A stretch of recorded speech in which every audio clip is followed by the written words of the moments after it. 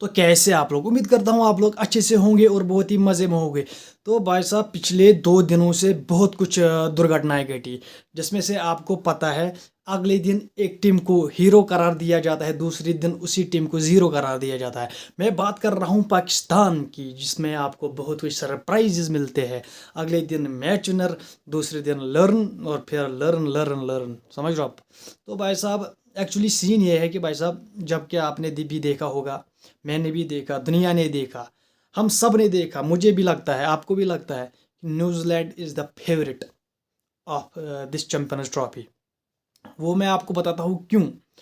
क्योंकि भाई साहब जिस तरह की न्यूजीलैंड क्रिकेट खेल रहा है, और दूसरी बात, मेन इंपॉर्टेंट बात बोलने जा रहा हूँ मैं, जिस तरह की वो उन्होंने वहाँ पर खेला है, उसी तरह उन्होंने वहाँ की कंडीशंस को अब्जॉर्व किया है, उनकी कंडीशंस को समझा है, समझ रहे हो आप। तो भाई साहब New Zealand is the favourite from group A and India. मैं इन दो को रेट करता हूँ भाई साहब, इंडिया एंड न्यूजीलैंड सीधे जाएंगे सेमीफाइनल में भाई साहब, मैं आपको ये लिख के देता हूँ, याद रखना है मेरी बात।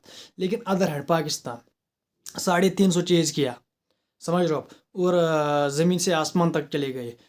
तीसरे दिन 250 किए। What is this pro, what is this.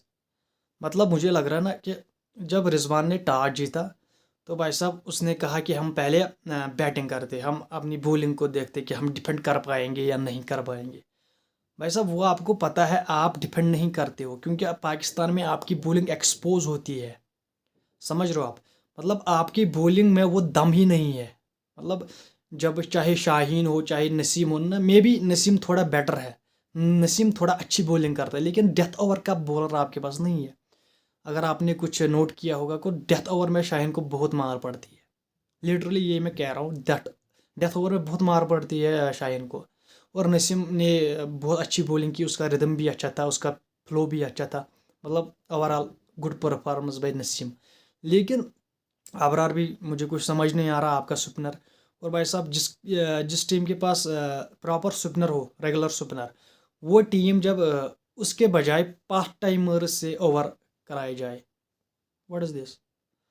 मतलब जिस फेज में आपको विकेट लेने होते हैं, उस फेज में आप पार्ट टाइमर्स को बॉलिंग देते हो और कहते हो कि ये रन बचाएगा। भाई साहब जब अगर रन ही बचाने थे तो भाई साहब फिर मैच कौन जीतेगा, जब आप बीच के ओवरों में रन बचाओगे, विकेट नहीं लोगे। So what, you are losing the game. तो ये तो सिंपल है। लेकिन भाई साहब मुझे लग रहा है कि पाकिस्तान को ना अपनी मुल्क की कंडीशंस अभी तक पता ही नहीं है। लिटरली यार न्यूजीलैंड ने इनसे अच्छी क्रिकेट खेली है, और इनसे अच्छे तरीके से उन्होंने इनकी कंडीशंस को समझा है। मतलब मुझे लग रहा है कि न्यूजीलैंड ही होम टीम है। लिटरली न्यूजीलैंड को बहुत फ़ायदा हो गया है ट्राई नेशन सीरीज़ खेल के, क्योंकि उन्होंने बहुत क्रिकेट खेली है पाकिस्तान में पिछले 3-4 सालों में। तो यार New Zealand is a home team, Pakistan home team नहीं है, न्यूजीलैंड होम टीम है। न्यूजीलैंड को हराना नामुमकिन है पाकिस्तान में। मतलब न्यूजीलैंड को कोई देख ही नहीं रहा था, मतलब लिटरली यार उसको कोई देख ही नहीं रहा था कि ये चैंपियन ट्रॉफी में है। सिर्फ इंडिया और पाकिस्तान ये दो जाएगी भाई साहब, नहीं, इंडिया को भी खतरा है, हमें भी खतरा है अब न्यूजीलैंड से, क्योंकि they are doing well with all round performance. तो भाई साहब अब पाकिस्तान की बैटिंग, यार मुझे ना दुख एक बंदे का हो रहा है, वो है बाबर आजम।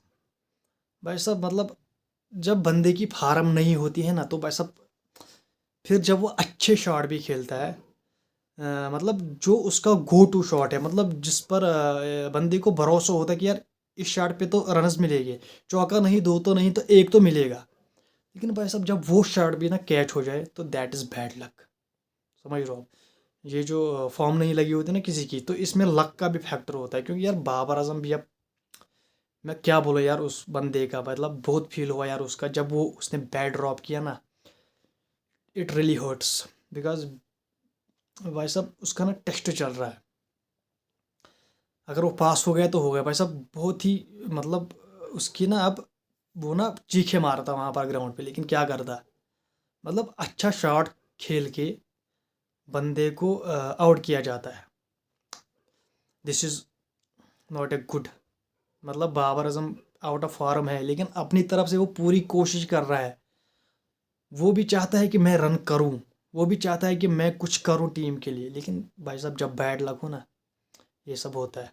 मतलब आपने इस सीरीज़ में अगर देखो, अच्छा स्टार्ट लेता है बंदा, बहुत ही अच्छा स्टार्ट लेता है, मिडल भी करता है, मतलब एवरीथिंग इज़ ओके, बट फिर अचानक एक गेंद आती है, कभी बाहर से अंदर आती है, कभी कैच होता है, कभी क्या कुछ होता है।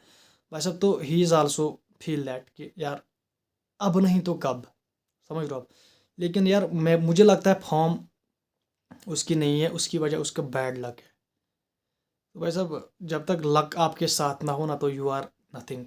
आप कुछ नहीं कर सकते किसी भी फॉर्मेट में, किसी भी अदर सपोर्ट में। तो भाई साहब उसका लक अभी तक उसका साथ नहीं दे रहा है, वरना ऐसे शॉट, जिस शॉट पे वो स्ट्रेट ड्राइव पे जो आउट हुआ है ना, वो चौका होता है। अगर आपने देखा होगा साउथ अफ्रीका में, ऑस्ट्रेलिया में जो उसने इनिंग्स खेली, दैट वाज ब्रिलियंट। मतलब जो वो शॉट खेलता था ना, वो स्ट्रेट ड्राइव, तो चौका होता था भाई। लेकिन that time luck is not in favour of Babar Azam, तो वो आउट ऑफ द आउट हो गया, समझ रहे हो आप। तो भाई साहब अब कुछ और बातें करते हैं भाई साहब। और भाई साहब बाबर आजम ने बहुत कुछ पाया है, और फार्म उसकी नहीं लगी, लेकिन फिर भी मतलब डाउनफॉल में भी बंदे के रिकॉर्ड बनते हैं भाई साहब। डाउनफॉल में बंदे के रिकॉर्ड बनते हैं, वो भी खतरनाक रिकॉर्ड। भाई साहब जिस भी खिलाड़ी ने 6,000 रन किए हैं ना, उनमें से Babar is the only one जिसकी एवरेज है 55.73। मतलब एक अकेला बंदा जिसने 6,000 रन किए हैं, उसकी जिसने 6,000 रन किए, उनमें से अकेला बाबर आजम है जिसके पास 55.73 एवरेज है। मतलब दिस इज़ रियल ऑरा। मतलब जिस बंदे का डाउनफॉल है, पिछले 3 साल से 2 साल से रन ही नहीं बना रहा, मतलब उस बंदे का भी ये, मतलब ही वॉज ब्रिलियंट। तो भाई साहब इसके नीचे आता है, उसके नीचे था माइकल बीमान, जिसका 54.70, मतलब ये पुराना बंदा है। और भाई साहब फास्टेस्ट टू रीच 6 के रन, सबसे तेज़ बल्लेबाज पाकिस्तान का जिसने 6,000 रन किए हैं, उसमें से बाबर आजम नंबर 1 पे है। 123 नहीं, 123 इनिंग्स, 123 इनिंग्स में उसने 6,000 रन किए हैं।